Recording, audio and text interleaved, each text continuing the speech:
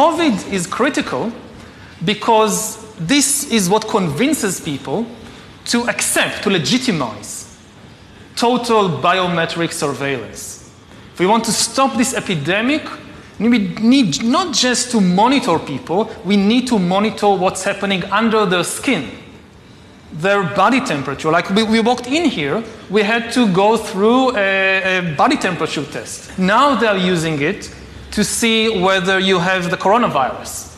But exactly the same technology can determine what you think about the government.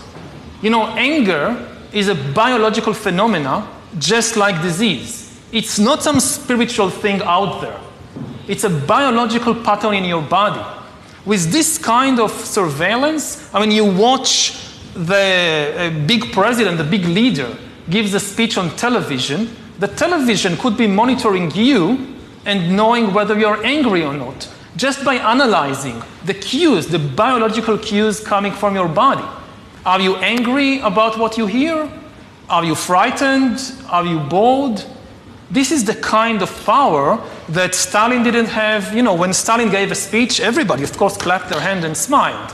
Now, how do you know what they really think about Stalin? It's very difficult. You can't have a KGB agent following everybody all the time. Even if you do it, he's just watching your outside behavior. He doesn't really know what's happening in your mind. But in 10 years, the future Stalins of the 21st century, they could be watching the minds, the brains of all the population all the time, and also they will have the computing power to analyze all that.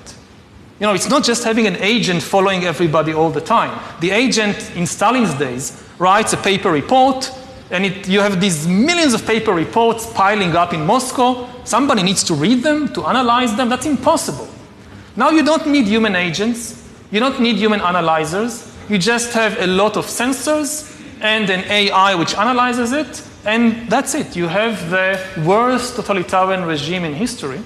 And COVID is important because COVID legitimizes some of the crucial steps, even in democratic countries.